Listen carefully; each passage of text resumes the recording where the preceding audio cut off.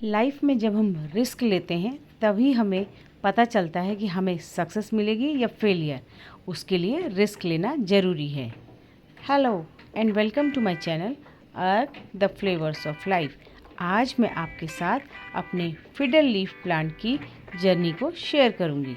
ये fiddle leaf plant मेरे पास लगभग 3 साल से था और ये लगभग 4 फीट का हो गया है, लेकिन सिंगल स्ट्रैंड है, इसमें कोई ब्रांचिंग नहीं थी। तो सोचा कुछ रिस्क लिया जाए। तो उससे पहले फिडल लीफ के बारे में हल्की फुल्की जानकारी। खूबसूरत ग्रीन पत्तियों वाला ये प्लांट बहुत ही देखने में अच्छा लगता है और ये प्लांट आप इंडोर भी रख सकते हैं, आउटडोर भी रख सकते हैं। मैंने कई दिन तक इसको इंडोर रखा था और जब मैं इसको बाहर लेकर आई तो देखा कि ये अच्छी तरह से रूट बाउंड हो चुका है। तब मैं इसको चेंज करने लगी तो सोचा पहले एक्सपेरिमेंट कर लूँ, उसके बाद ही इसकी पॉट को मैं चेंज करूँ। सनलाइट रिक्वायरमेंट की बात करें तो इसको अगर आपने आउटडोर रखा है तो इसको मॉर्निंग की या इवनिंग की 1 से 2 आवर की सनलाइट ही सफिशेंट होती है। ज़्यादा ब्राइट लाइट में रखने पर इसकी पत्तियां खराब हो जाती हैं। 2 जून 2025 को मैंने इसके अपर पोर्शन को कट करके वाटर में प्रोपोगेट किया और मिट्टी में भी लगाया। तो देखिए मैंने इसकी कटिंग कर दी। हाइड्रोजन पेरोक्साइड से मैंने अपने टूल को अच्छी तरह से स्टेरिलाइज करके इसको ऊपर से कट कर दिया। पहले भी इसमें शायद नर्सरी में कटिंग की गई होगी, लेकिन कोई रिज़ल्ट नहीं आया। सिंगल ही ये पौधा रहा, इसमें कोई ब्रांचिंग नहीं आई। लेकिन अब मैंने इसको यहाँ से कट कर दिया तो एक पोर्शन, एक प्लांट मेरा इससे बन जाएगा और उसके बाद फिर मैंने दूसरी कट भी इसमें नीचे से लगा दिया। लेकिन नीचे का पोर्शन पूरा का पूरा अभी भी सिंगल है और उसमें कोई लीफ भी नहीं है, देखने में अच्छा नहीं लगता है। और इसको मैंने पानी में प्रोपेगेट करने की सोची और ऊपर वाले को मैंने फिर 2 टुकड़े करके उसको मैंने मिट्टी में लगाने की सोच लिया। अब ये देखिए इसको मैं पानी में लगाऊंगी और ये लीफ को भी मैं रख दूंगी, क्योंकि मैंने कई बार बरगद की लीफ को भी ट्राई किया है, उनमें भी रूटिंग हो जाती है। हालांकि प्लांट तो नहीं बनता, पर चलिए रख देते हैं। इसको मैंने रख दिया और उसके बाद दूसरा भी मैंने इसमें रख दिया। अगले वाले को मैंने राइस हस्क, गार्डन सॉयल और लीफ कंपोस्ट के मिक्सचर में अच्छी तरह से लगा दिया, क्योंकि हमारे यहाँ बरसात इस बार जल्दी शुरू हो गई तो उसका मैंने बेनिफिट ले लिया। अब ये देखिए कटिंग करके ये मैंने यहाँ पर लगा दिया है और इसको मैंने एक छायादार जगह पर रख दिया है। फिडल लीफ की सॉइल की बात करें तो आप इसको सिंपल गार्डन सॉइल और थोड़ा सा कंपोस्ट मिलाकर, सैंड मिलाकर वेल ड्रेन सॉइल में आसानी से लगा सकते हैं। अब आपको 35 डेज़ का रिजल्ट दिखाती हूँ। जहाँ से मैंने इसको कट किया था ऊपर से नीचे की साइड इसमें एक देखिए एक ब्रांचिंग ये हुई है और टॉप में भी एक इसमें ब्रांच निकल करके आ गई है। तो अब मुझे बहुत खुशी है कि अब मेरे प्लांट में टॉप में ब्रांचिंग तो आ गई हैं, लेकिन नीचे का पोर्शन अभी भी एक सिंगल स्टिक की तरह दिखाई दे रहा है। तो अब मैंने सोचा क्यों ना मैं इससे और ज़्यादा प्लांट बना लूँ। तो क्योंकि ये प्लांट थोड़ा सा हार्डी होता है और बरसात के मौसम में अगर आप इसमें गुट्टी या एयर लेयरिंग करते हैं तो कुछ ही दिनों में आराम से रूटिंग इसमें हो जाती है। तो मैंने 2 पोर्शन सेलेक्ट कर लिए हैं और वहाँ पर मैंने कट लगा दिया है और कट लगा कर मैं उसकी बाहर की जो बार्क है, खाल, उसको निकाल दूँगी। अब इस पोर्शन में जहाँ से मैंने बार्क को निकाला है वहाँ पर मैं थोड़ा सा एलोवेरा जेल लगा दूँगी। जब भी आप किसी प्लांट में एयर लेयरिंग करें तो एक छोटे से पॉली बैग में आप कोकोपीट ले सकते हैं, थोड़ी सी उसमें कंपोस्ट मिलाइए और फिर उसको गीला करके दोनों तरफ से अच्छी तरह से बांध दीजिए और फिर बीच में कट लगाकर कुछ इस तरीके से बांध दीजिए। मेरे पास कोकोपीट नहीं थी तो नारियल के बाहर की जो कवरिंग थी उसको ही मैंने अच्छी तरह से कंपोस्ट में मिक्स करके लगा दिया।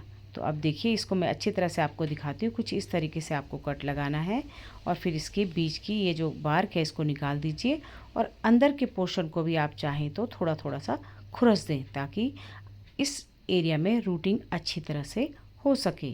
तो कुछ इस तरह से बार्क निकाली, उसके बाद थोड़ा थोड़ा एरिया को इस तरीके से खुरस देना है और फिर आप इसमें एक पॉली बैग में, जैसा मैंने आपको बताया, लगा करके आप यहाँ पे रूटिंग हार्मोन का भी यूज़ कर सकते हैं या फिर दालचीनी भी। तो कुछ इस तरह से मैंने कुछ ज़्यादा ही मोटे पॉली बैग बनाए हैं, लेकिन आप छोटे भी बना सकते हैं। बस इतना होना चाहिए कि वो एरिया अच्छी तरह से कवर्ड हो और इसमें मॉइस्चर भी बना रहे। तो कुछ इस तरह से मैंने 2 जगह पर एयर लेयरिंग करके इसको बांध दिया है। ऊपर वाले को तो मैं जल्दी ही काट दूंगी। अब देखते हैं इसमें ब्रांचिंग होती कि नहीं। नीचे भी मैंने थोड़ा थोड़ा सा खुरच दिया। खुरचा इसलिए है कि ताकि प्लांट को स्ट्रेस मिले। और ये देखिए इस तरीके से मैंने स्क्रैच यहाँ पर डाल दिए हैं ताकि स्ट्रेस मिले और इसमें ब्रांचिंग हो सके। लेकिन उस समय मैं बीच वाले एरिया में थोड़ा सा स्क्रैच करना भूल गई, जिसका रिज़ल्ट मैं आपको दिखाऊंगी।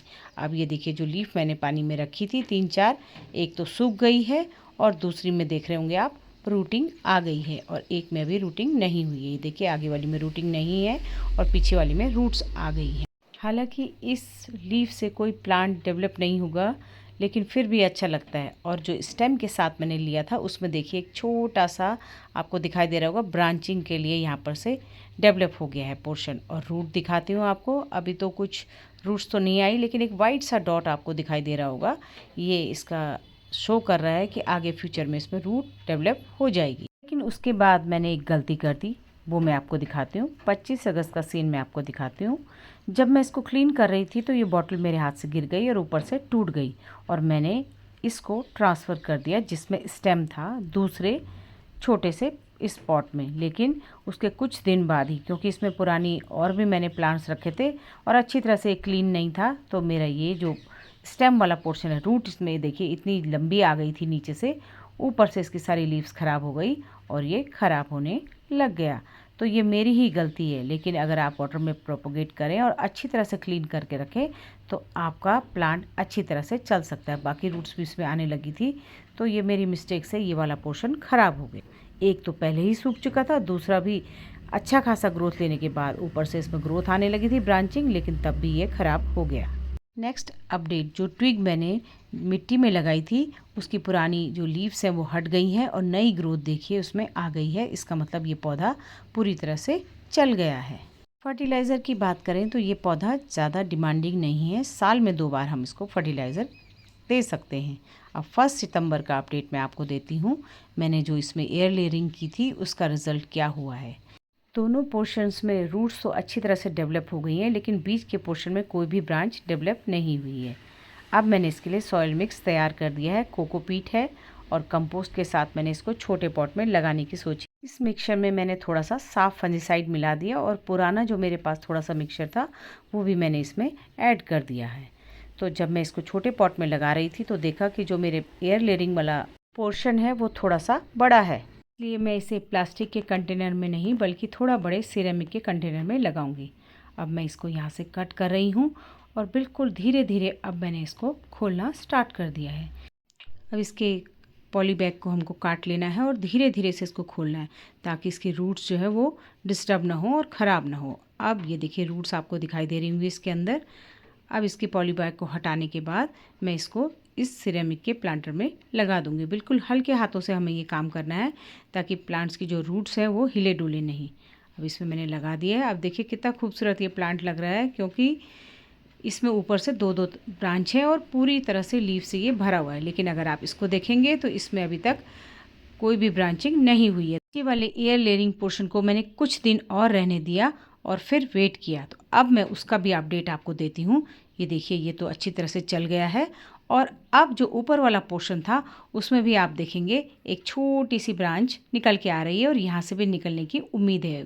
ग्रीन सा डॉट आपको दिखाई दे रहा होगा और नीचे तो पहले ही 3 ब्रांचेस आ गई थी।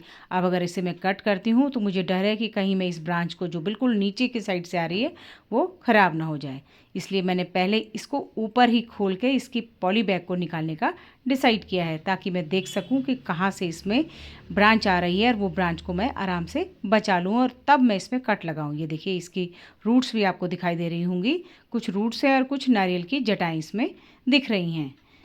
ये देखिए ये रूट्स हैं और ये रूट्स हैं और ऊपर की तरफ नारियल की जटाएँ हैं। ये सब मैंने हटा लिया है। अब मुझे इसके नीचे के पोर्शन से इसको कट लगाना है और साथ में ये ध्यान भी देना है कि जो सबसे ऊपर वाली जो ब्रांच है, ये जो आपको दिख रही है जो मैंने पकड़ी हुई है, वो कट के साथ न चली जाए। थोड़ा ऊपर से मुझे कट लगाना पड़ेगा। तो अब मैं आपको कट लगा के दिखाती हूँ कि किस तरह से मैंने इसको अलग किया है जिसमें मैंने एयर लेयरिंग की है। यहाँ से देखिए मैंने कट कर दिया है, तीनों ब्रांचेज इसकी बची रह गई हैं और ये यहाँ से इसका कट लगा हुआ। अब मैं दोनों में फंजीसाइड लगा दूँगी ताकि ये ख़राब ना हो। साफ फंजीसाइड मैंने इसके टिप में भी लगा दिया है और इसके बॉटम पोर्शन में भी लगा दिया है।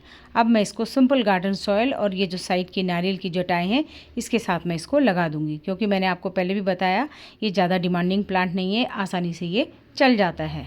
वाटरिंग रिक्वायरमेंट की बात करें तो पानी इसको तभी दीजिए जब आपकी सॉइल अच्छी तरह से सूख जाए। बरसात में ये अच्छी ग्रोथ करता है, बारिश के मौसम में आप आराम से इसको रख सकते हैं, बशर्ते आपकी सॉइल वेल ड्रेन हो और गमले में पानी रुके नहीं, आसानी से बह जाए, तो ये बारिश के मौसम में भी आराम से अच्छी ग्रोथ दिखाता है। लेकिन आपको इसमें ध्यान रखना है कि इसकी लीफ में फंगल अटैक या पाउडरी मिल्ड्यू जैसी प्रॉब्लम ना आए। लीफ को आपको टाइम टू टाइम साफ़ करके नीचे की सरफेस को भी चेक करते रहना है, क्योंकि लीफ में कई बार पाउडरी मिल्ड्यू या फंगल अटैक की संभावनाएं हो जाती हैं।